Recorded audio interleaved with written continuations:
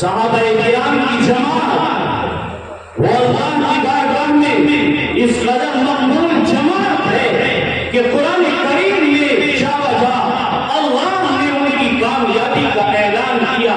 کہیں فرمایا اولئک حزب اللہ، یہ اللہ کی جماعت ہے. الا ان حزب اللہ هم المفلحون، اور خبردار سن لو اللہ کی جماعت غالب رہتی ہے اور کامیاب رہتی ہے. کہیں فرمایا اولئک هم الصادقون، اگر سچے لوگ دیکھنے ہو تو صحابہ کرام کو دیکھو. کہیں فرمایا اولئک هم الراشدون، اگر ہدایت یافتہ لوگ دیکھنے ہو صحابہ کرام کو دیکھو. کہیں فرمایا رضی اللہ عنہم ورضوا عنہ، اگر اس جماعت کو دیکھنا ہے جس سے اللہ راضی ہے اور وہ اللہ سے خوش ہیں تو صحابہ کرام کی جماعت کو دیکھو.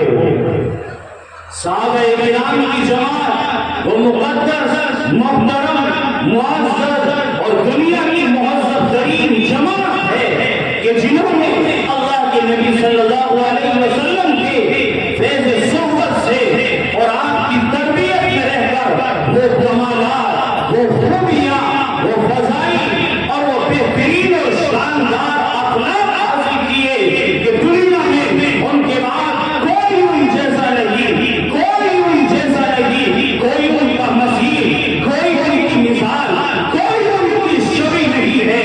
وہ ایک الگ ہی جماعت تھی. ان انبیاء کرام کے بعد کوئی مقابلہ ہے ہی نہیں. وہ انبیاء کرام کے بعد سب سے زیادہ مقبول جماعت تھی.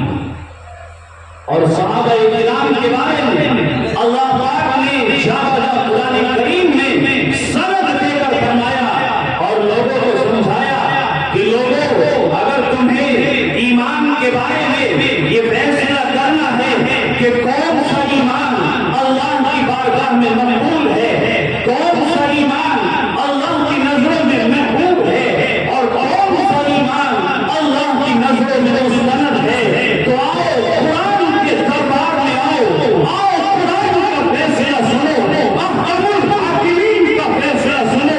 یہ دنیا کے کسی عالم کا فتویٰ ہوتا ٹھکرایا جا سکتا تھا، کسی مفتی کی بات ہوتی رد کی جا سکتی تھی، کسی قاضی کا فرمان ہوتا تو جوتے کی نوک پر رکھ کر اڑایا جا سکتا تھا. یہ دنیا کے علماء کا اگر فتویٰ، ان کی اپنی بات اور ان کی جمع فراشی اور ذہن کی فراشی ہوئی تو اسے مردود کہا جا سکتا تھا. لیکن یہ فتویٰ ہے احکم الحاکمین کی دارالمدہ کا، یہ فتویٰ ہے اللہ رب العزت والجلال کے دربار کا.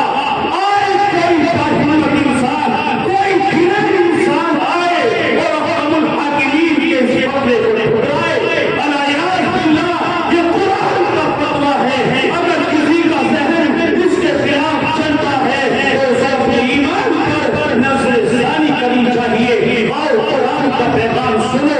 وَإِذَا قِيلَ لَهُمْ آمِنُوا كَمَا آمَنَ النَّاسُ، لوگوں سے کہا گیا کہ ایمان لانا ہے تو ایسا ایمان لاؤ جیسے صحابہ کرام کا ایمان تھا.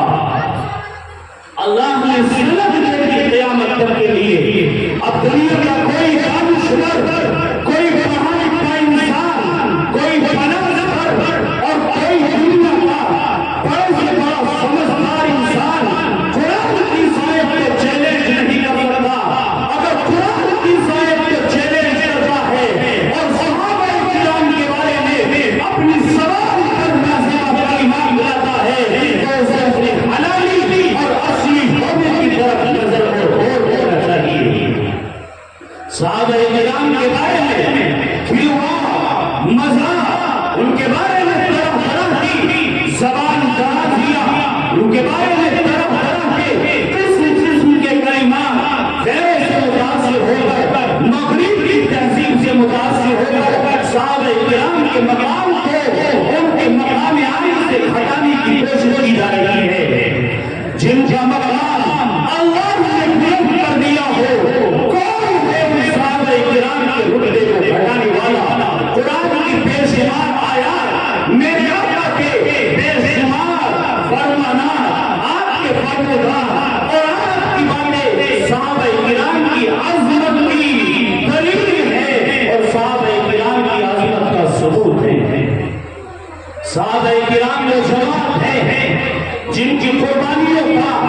ساری